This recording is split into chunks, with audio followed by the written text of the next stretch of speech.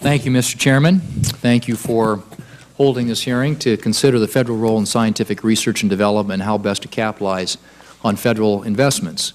I join you in welcoming our witnesses to today's hearing, which presents us with a good opportunity to discuss the impact of the United States R&D enterprise on our economy and our society overall. Among individual countries, the United States is by far the largest investor in public and private R&D, comprising 30% of the global research and development total. Past and current budget realities, however, underscore the importance of maximizing our federal investments so that we can get the biggest bang for our buck, and should encourage an examination of ways to leverage even more private sector resources to expand the reach of our R&D. The America Competes Acts of 2007 and 2010 were designed to set our science and technology R&D priorities and served as the authorizing vehicles for the National Science Foundation and the National Institute of Standards and Technology under our committee's jurisdiction, as well as for the Department of Energy's Office of Science. I know you, Mr. Chairman, and former Ranking Member Kay Bailey Hutchison worked together on the America Competes Acts of 2007 and 2010, and I look forward to reviewing the legislation that you just put forward and that your staff is in the process of developing for discussion and evaluating opportunities for consensus as we go forward. At some level, there's broad bipartisan consensus that the federal government should play a significant role in promoting scientific research, especially basic research. As Dr. Cerf points out in his testimony, businesses can rarely support sustained long-term high-risk research in the same way the government can. This is especially true when the benefits, though potentially large, are diffuse. But once we get beyond the high-level agreement, the nuts and bolts of federal funding can get quite challenging. As our colleagues in the House Science Committee have noted, it is not hard to find examples of federally funded research that sound more like the pet projects of eccentric billionaires than matters worthy of limited taxpayer dollars. Plus, even when we accept the scientific merits of R&D, there's no shortage of worthwhile projects with more clear-cut ends that compete with basic research for funding. In this committee, we've heard previous testimony about the importance of funding research intended to stimulate advanced manufacturing, improve forensic science, and bolster cybersecurity. All of these are laudatory goals, but some may be achieved through means other than direct federal spending.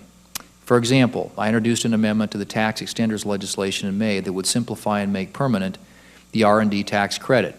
This tax credit encourages businesses to continue investing in R&D and promotes jobs and manufacturing throughout the country.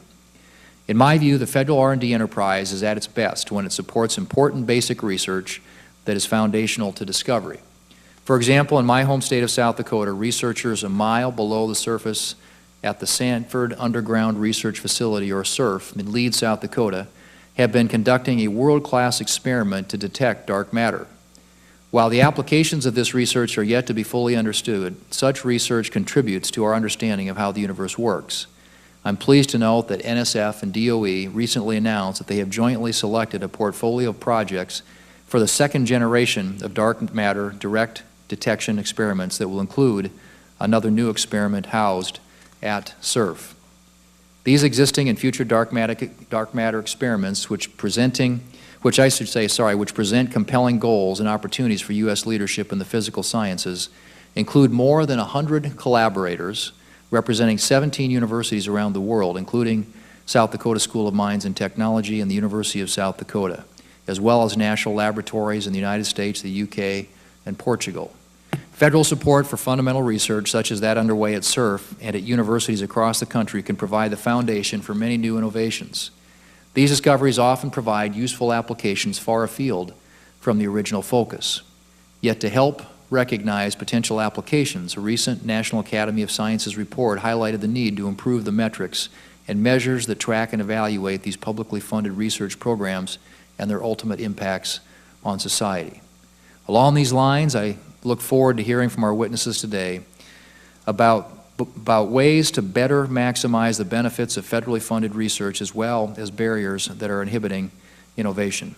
I'm also interested to hear about any challenges our witnesses in the private sector and university community have faced in investing in long-term research, as well as the obstacles they've confronted in attracting and retaining foreign-born students and workers in STEM fields. I'd also like to hear from the witnesses about what policies beyond direct funding from federal agencies could help to unlock new sources of R&D from the private sector. I want to thank you all for your participation and for taking time to share your insights with the committee this afternoon. I look forward to your testimony. Thank you, Mr. Chairman. Thank you, Mr. Chairman. Dr. Feinberg is a statistician and member of the National Research Council's Committee on Assessing the Value and Advancing National Goals. You identified new and existing measures to assess basic research, workforce, talent, and resources. According to your report, such measures might include portfolio analyses of federal research investments by each field of science, indicators to track the flow of foreign research talent, and international benchmarking of research performance. The question is, how well, if at all, is the United States currently utilizing these measures, and how could better assessment in these areas guide federal policies regarding which research investments best expand the benefits of science? That's a complex question, and let me try to answer it in pieces. The place where we have metrics or measures at the moment that seem to be doing pretty well is in performance. We can count outputs. We count how many papers scientists publish, patents, publications in journals. So there we measure pretty well. Evaluation measures tell us how research programs compare in terms of ultimate outcomes that benefit society. And it was really here where we saw much room for improvement. When we looked across the board at both what the US measures now, including the kinds of data gathered by the agency within NSF, but more broadly, and then we asked what other countries were doing and how they were trying to gauge their own research enterprises. And we found an astonishing lack of tools for that kind of assessment, especially at the program level, where you want to ask how a program as a whole is doing, as opposed to how an individual scientist or a subset of projects do. And that's an area where we actually need to invest in new research if we're going to get those kinds of performance and evaluation measures in hand to help you and the policymakers in Congress actually be able to assess the kinds of trade-offs. The three pillars that we identified, again, talk about broad indicators, but even here, there's much room for improvement. There is a program that was initiated by a number of federal agencies called StarMetrics, and it was designed to give a unique look at these kinds of issues. We studied StarMetrics in our committee deliberations, and we gave some illustrations of how those metrics might be used. But what we concluded was that it wasn't ready for prime time. The data were insufficient. They weren't linked to other data that you would want to link it to for outputs. And the data weren't necessarily of high quality.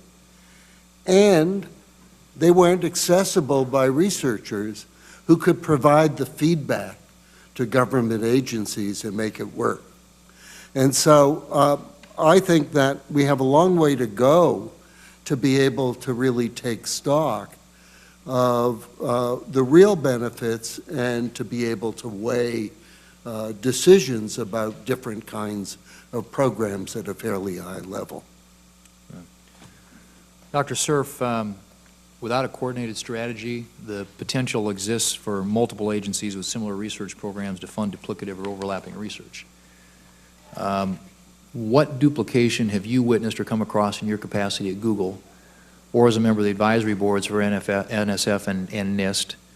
And can advisory bodies like those upon which you've served do more to review and oversee federally funded research programs to ensure efficiency in the research enterprise?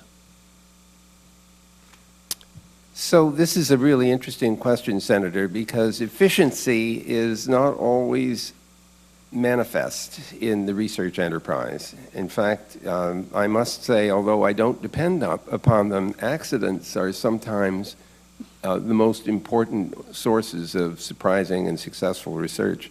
I think you will remember the discovery of penicillin was preceded by a question of mold showing up in some Petri dishes, and around that mold it appeared that no bacteria were growing.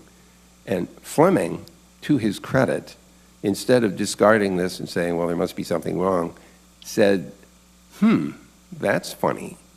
And it's the people who ask that question that are the ones that end up with the Nobel Prizes. So this is not to argue, however, that we can't be more deeply appreciative of how to fashion and how to decide research expenditures. One way to do this is to take advantage of the scientific community's awareness of what we don't know. And one of the things that's so valuable about the peer review process is exactly that. When people make proposals, it is often to express things that we don't know, and the others who review those processes can help us understand whether it's worth pursuing. Nonetheless, I think I would like to aim my response partly at Dr. Feinberg's comments and ask a question about the way in which we evaluate research and its success. I've often wondered whether anyone has taken the time to look at a successful enterprise and ask the question, what led to that? What is the tree of research results and maybe application results that have led us to this particular outcome? And it's kind of like what happens if you're an academic, you teach students, and then some of them become academics, and they teach students, and then you have these academic grandchildren and great-grandchildren. I keep thinking that research results have this similar kind of character. Somebody gets a fundamental result, and the question is, how did we take advantage of that knowledge? So imagine lasers, and eventually ending up with optical communications and CDs and DVDs and so on. I don't know if anyone, let me ask you, am I allowed to ask the other guys questions?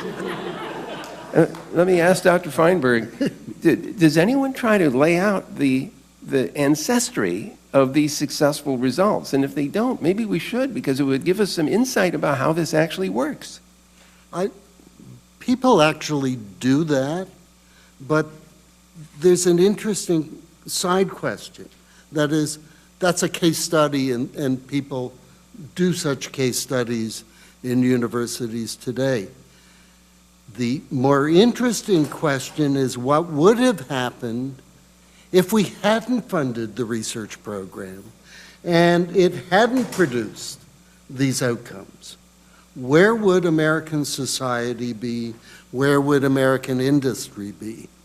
And that counterfactual question is a much harder one to ask and answer, and it's one for which we have very poor tools to assess the outcome.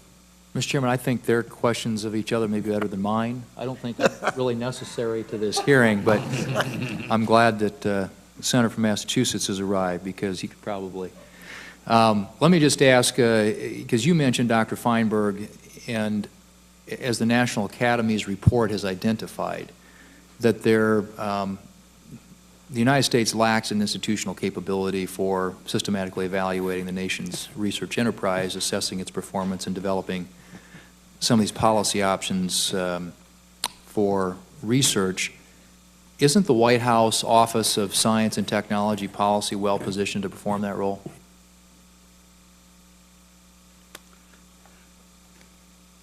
That office could be in a position to perform that role. But at the moment, at least, it really doesn't fit the formal mandate, and it's overburdened with other activities. And so there needs to be an organization not unlike that, with the mandate to gather the data, to integrate across agencies and to look independently at that. That's clearly one place to place such capability. Do you think that shortcoming in any way creates an impediment to growth, to economic growth? I think it has to. If you want to know which of 5 programs or which of 5 different allocations across programs is going to yield the greatest benefit, and you have no data and no insights, it's very hard to make policy choices on a rational as opposed to a political or other gut basis. Okay. One final question, Mr. Chairman. I've used twice my allotted time, but I wanted to ask the question on the R&D tax credit. Dr. Lane, you had mentioned that, as I mentioned in my opening statement, you also highlighted, I think, that there are a lot of groups, including the Business Roundtable, that have suggested making that research credit permanent.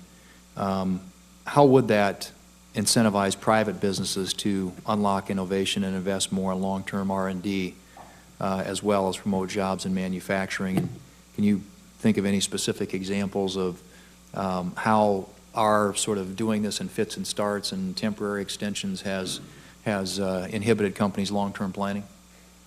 Well, thank you, Ranking Minority Thune. I think the purpose of that tax benefit was to encourage corporations to make some long-term investments in R&D, because those really can constitute investments, and they're difficult to justify under certain circumstances. The idea of the R&E tax credit was to promote that, because it's very important to the corporations to be able to look ahead further than they're currently able to do. The problem with making it temporary is that, or I hear from such corporations, and Dr. Cerf can correct me if I'm wrong, is that when you don't know it's going to be there next year or the year after that, you're not going to make those kind of long-term commitments. And so one thing that does, I believe, is get in the way of a richer, stronger partnership between the private sector and the research universities of the country, and probably the national labs as well. So one thing that our committee is focused on is finding mechanisms to strengthen this partnership between the sectors. And there are a number of issues that we'll talk about, but one of them we think would definitely help is making this tax credit permanent. Thank you. Thank you, Mr. Chairman.